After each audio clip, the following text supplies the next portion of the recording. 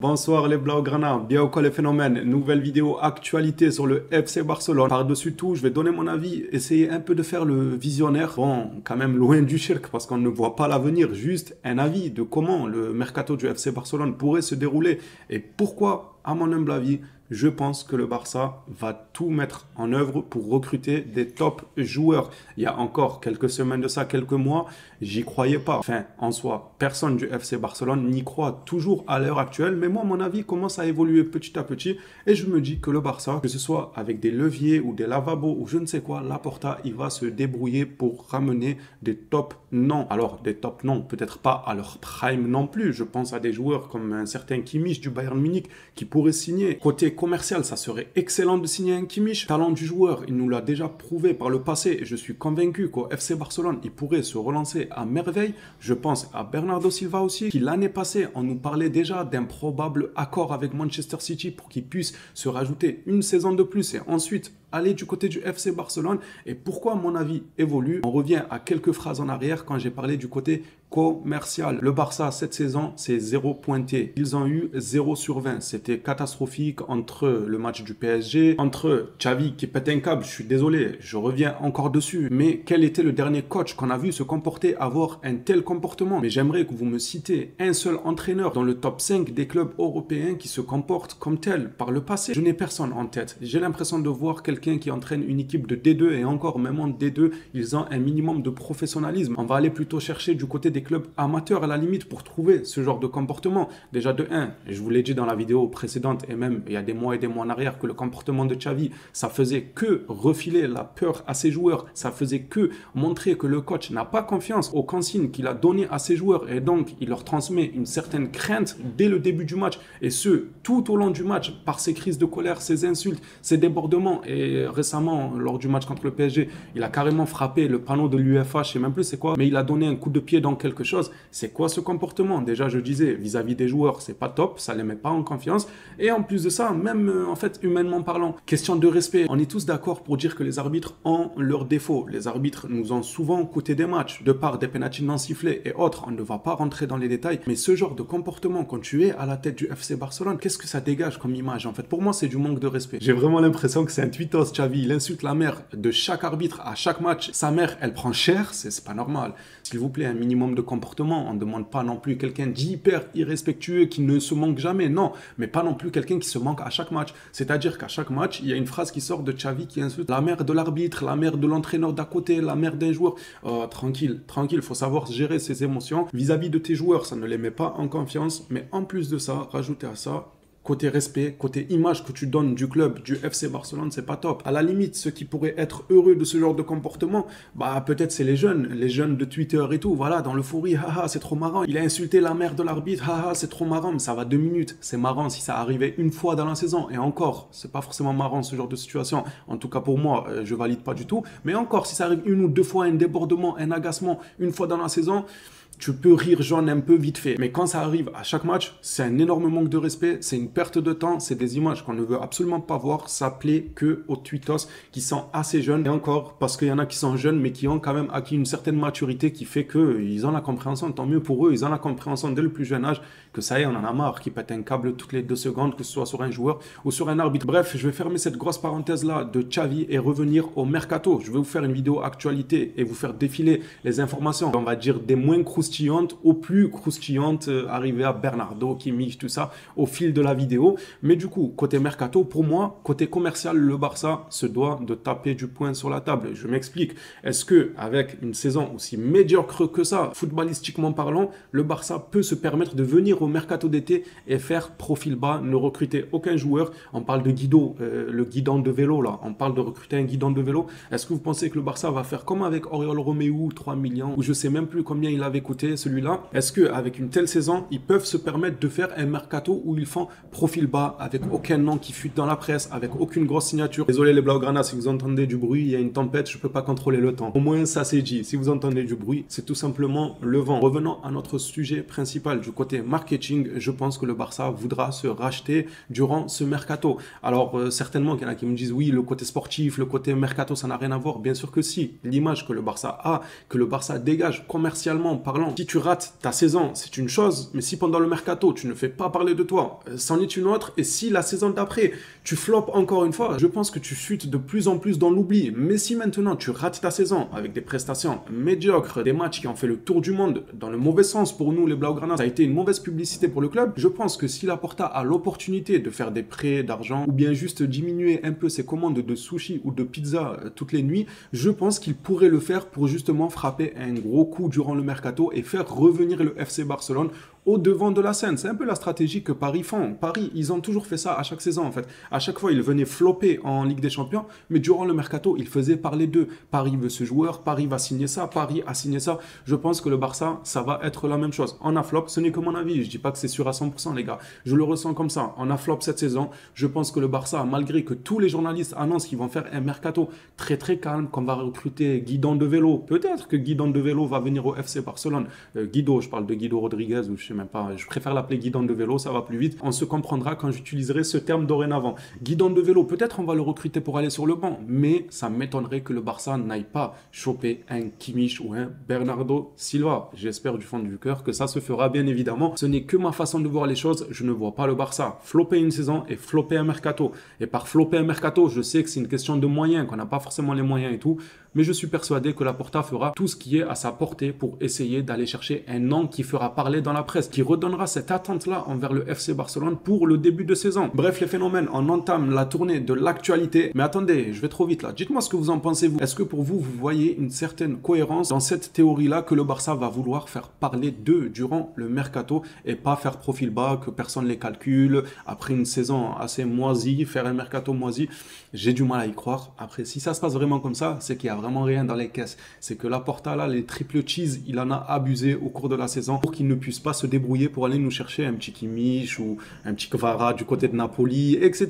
Des joueurs comme ça, quoi, qui vendent du rêve. Commençons maintenant la vidéo actualité. Sport nous annonce qu'Ansu Fati est convaincu de son retour au Barça et pense que lors de la pré-saison, il montrera qu'il a sa place dans l'équipe. Il y a un côté de moi qui me dit de croire en Ansu Fati et un autre côté qui me dit qu'il va rien montrer du tout durant la pré-saison. Il va rien montrer avec un tel comportement. On l'a vu lors de son prêt en PL, on a vu qu'il dégageait une certaine nonchalance. Il n'avait pas forcément tout le temps envie. Il n'était pas forcément tout le temps à 100%. Bien évidemment, encore une fois, pour la fanbase de Ansu Fati, je lui souhaite. C'est deux choses différentes. Il y a ce que je pense du joueur et ce que je veux pour lui. Bien évidemment que je veux qu'il réussisse au Barça. Ça serait encore mieux car on n'aurait même pas besoin de débourser des millions, qu'on aurait un attaquant super bon comme à ses débuts qui était très très prometteur. Maintenant, ce que je pense, c'est que ça va être compliqué pour Ansu Fati de montrer ce qu'il vaut réellement en pré-saison alors que son prêt a été plus que mitigé. Dites-moi ce que vous en pensez, vous de votre côté. Je vous laisse la parole dans l'espace commentaire comme d'habitude les phénomènes. Et on va passer à la deuxième actualité qui parle de Abdé. Comme je vous ai dit, je vous montre les nouvelles un peu moins croustillantes, les noms qui ne font pas trop rêver pour finir en beauté.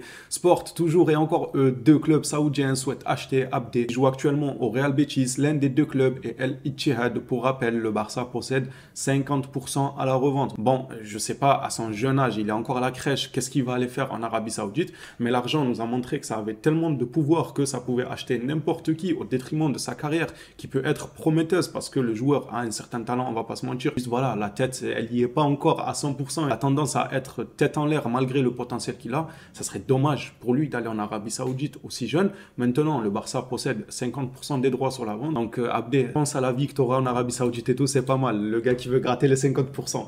Passons à la suite avec Marcos Alonso et Oriol Romeu. Bon, c'est vrai que je voulais commencer par les nouvelles les moins croustillantes et finir par les meilleures. Mais là, même moi, ça me lasse qu'on parle de Marcos Alonso, Oriol Romeu et toute la clique. Ferran Correa nous rapporte que le départ de Marcos Alonso et Oriol Romeu cet été sont pratiquement certains. Tant mieux, personne ne va les pleurer. Oriol Romeu, il va repartir comme il est venu. Et Marcos Alonso, parfois, j'ai tendance à oublier que c'est un joueur du FC Barcelone. Des fois, quand je le vois dans des vidéos, je me dis souvent, ah oui, c'est vrai, il est au Barça, lui. Et le voilà, le guidon de vélo. Selon Juan Martí, le Barça a avancé le deal guidon de vélo. Il y a déjà eu des réunions. Le club club, ne sachant pas s'il pourra investir énormément cet été, a déjà avancé cette piste au cas où. Donc, si jamais ils ne peuvent pas énormément investir, et encore énormément investir, Kimmich a un contrat qui court jusqu'en 2025. Philippe Lam, apparemment, lui aurait conseillé de partir. Vous allez voir sa déclaration qui s'affichera dans quelques instants. Avec tout ça, je ne pense pas que le Barça aura tant que ça à investir. Si cette clause de Bernardo existe vraiment, que la saison d'après, il a le droit d'aller au Barça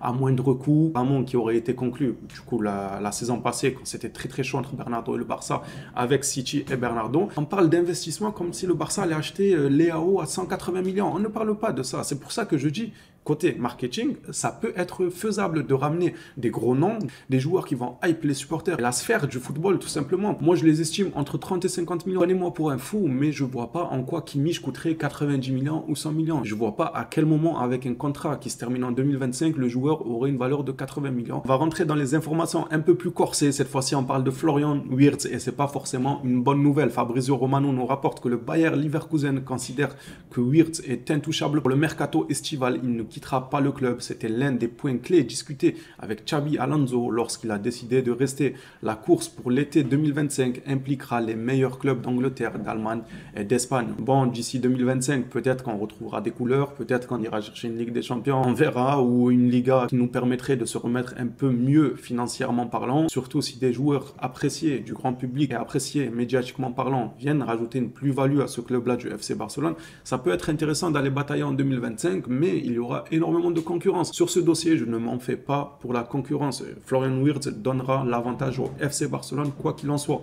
Mais pour ça, il faudra que le Barça retrouve le chemin de la victoire, car en 2025, si Wirtz, il a City qui toque à sa porte, et le Barça qui toque à sa porte en finissant 3e de Liga, en étant éliminé avant les 8e de finale de Ligue des Champions, une nouvelle saison de flop, quoi. Je pense qu'il choisira City, et même moi, je lui dirais, va à City. Qu'est-ce que tu vas venir faire dans un club qui se perd petit à petit? C'est pour ça que je dis, le Barça, il faut qu'il retrouve des couleurs s'ils veulent avoir une chance pour Florian Wirtz, même s'il y aura de la concurrence, je m'en fais pas sur ce dossier. Passons au dossier Kimmich, et là, on rentre dans le sérieux. Selon FF Polo, Joshua Kimmich est quelqu'un que Xavi aime beaucoup, et son contrat actuel au Bayern Munich se termine en 2025. Amadou Onana, joueur d'Everton, était également dans l'agenda du FC Barcelone. On en a pas mal parlé dans cette chaîne, car Deco l'aime bien, mais la valorisation par Everton complique son arrivée. Je rappelle que Everton en veut pas moins de 60 millions. Bon, ils s'abusent aussi, 60 millions, faut pas abuser. À ce prix-là, j'espère qu'ils vont nous vendre les deux Onana à 60 millions. Les deux pour le prix d'un. Onana, le gardien de Manchester United, et Amadou Onana d'Everton. Comment 60 millions? Il y a les deux Onana. Je sais pas, on leur a expliqué que l'autre, il appartient à United et que nous, on est intéressé que par celui de leur club Everton. Je comprends pas, au bout d'un moment, 60 millions, ça fait quand même cher. Venons-en à la déclaration de Lam qui conseille carrément à Kimmich de quitter la Bundesliga. Lam, il joue contre son propre pays là. Étant allemand, au lieu de promouvoir la Bundesliga, au moins il est objectif. Moi j'aime beaucoup ça, surtout que c'est que du football, donc il peut donner son avis objectivement et pas faire comme certains patriotes à 2 balles qui font que encenser, que ce soit les produits de chez eux ou les championnats ou peu importe le domaine. Ils sont fatigants, des fois être objectif ça fait pas de mal. Lam nous dit, les joueurs comme Havertz, Haaland, Bellingham ont eu besoin de quitter la Bundesliga pour être considérés comme des joueurs de classe mondiale. Je conseille à Kimmich la même chose, c'est-à-dire qu'il conseille à Kimmich de partir, surtout que là Kimmich, je ne sais pas si c'est que moi qui ressens ça, je pense que c'est la sensation chez tout le monde à peu près, il est en train de stagner au Bayern. Ça fait un moment que je ne l'ai pas vu level up un peu plus que ce qu'il nous avait déjà montré. Pourquoi pas une nouvelle aventure sous une nouvelle tunique, peut-être pour lui redonner un peu l'envie d'évoluer. Et ça, même Philippe Lam lui conseille de quitter la Bundesliga pour devenir une star mondiale, parce que c'est vrai qu'en Bundesliga, voilà quoi, c'est pas le pire championnat non plus, attention. Mais si tu veux changer de classe mondiale pour moi, tu dois passer par la Liga ou encore la Première Ligue. Joshua Kimmich a déjà discuté plusieurs fois avec Xavi et son envie de jouer à Barcelone est connu de tous. Je rappelle que son contrat se finit en 2025. Je rappelle que selon ma théorie, ce que la presse essaye de nous faire croire comme quoi le club n'aura pas d'argent, comme quoi il n'y aura que Guido Rodriguez qui va venir au Barça et tout. Pour moi, je pense que le Barça tentera Kimmich et ce à moindre coût. On parle d'une 30aine de millions de ce que j'ai pu voir à gauche à droite. Ça me paraît cohérent, peut-être un peu trop bas, mais 30, 35 millions, maximum 40 millions pour quelqu'un qui a son contrat qui se termine en 2025, ça me paraît pas déconnant et plutôt plausible de le voir du côté du FC Barcelone. Affaire à suivre donc, passons maintenant aux probables ventes. Ferran Correa nous parle des probables ventes. Une vente importante doit être réalisée par le Barça. Araujo est toujours recherché par le Bayern, mais Xavi veut le garder, alors que la continuité de Frenkie de Jong ou même de Rafinha pour la saison prochaine ne peut pas être encore garantie. Bon, entre ces 3 joueurs-là, pour moi, s'il y en avait un à lâcher, ça serait, je dis bien que ces trois-là, si on avait le choix, hein, si on me disait, ouais, choisis entre un de ces trois-là, ça serait tout bonnement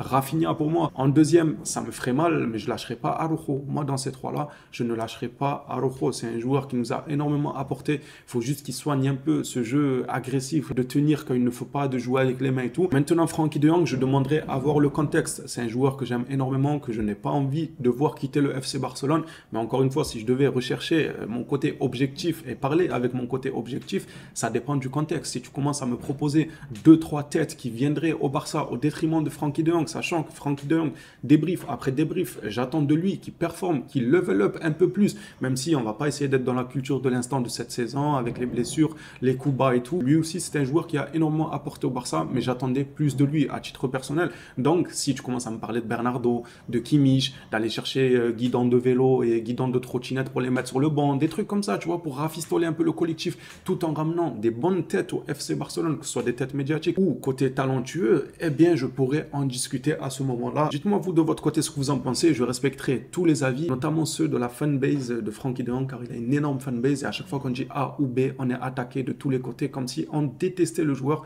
alors que c'est loin d'être le cas. C'est un joueur que j'apprécie énormément. Allez, passons maintenant à la suite avec Bernardo Silva. Luis Rojo nous rapporte que pour signer Bernardo Silva, le Barça doit vendre l'un de ses joueurs. Toujours pareil, en soit que le communiqué d'avant, De Jong, Araujo ou Rafinha. Rafinha, je t'aide à faire tes valises. Si c'est pour Bernardo Silva et Kimmich, tu vas t'en aller. Certes, tu fais un très bon quart de finale face au PSG, mais c'est pas suffisant pour être intouchable, je suis désolé. Cependant, pour le moment, la priorité du club est de signer un pivot. Bah, ils ont qu'à signer Mbappé, il fait partie du pivot gang, non? C'est le gars qui mélange tout. Bon, le pivot, ça va être Guido, les gars, ça va être Guidon Rodriguez. Allez, passons à la dernière information qui est tout simplement un récapitulatif sur tout ce qu'on a dit approximativement. Les pistes du Barça, donc, au poste d'ailier gauche sont Martinelli, Sané, Nico Williams, Mitoma et Kvara. Il y a des bons noms dans cette liste, des noms qui m'intéressent beaucoup, d'autres un peu moins. Au poste de numéro 6, pareil, on a une liste assez fournie, on a beaucoup de choix. Entre Onana, le gars Everton abuse un peu sur son prix. On a Kimmich, son contrat se finit en 2025.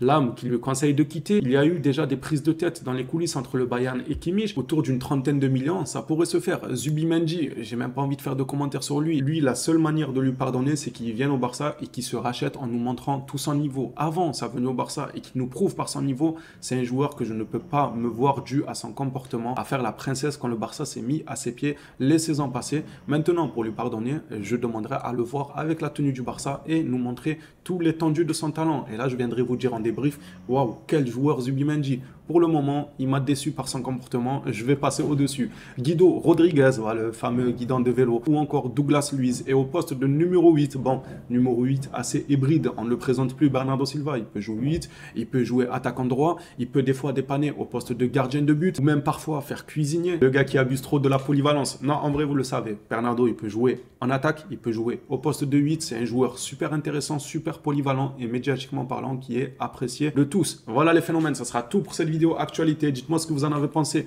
dans les commentaires. Quel est votre avis? Ce fut quand même une vidéo assez chargée en informations. Hâte de lire vos avis dans les commentaires. Soutenez la chaîne avec un petit like, un petit abonnement, un petit partage à vos amis qui supportent le FC Barcelone aussi. Donnez la force et on s'attrape à la prochaine vidéo sur le FC Barcelone.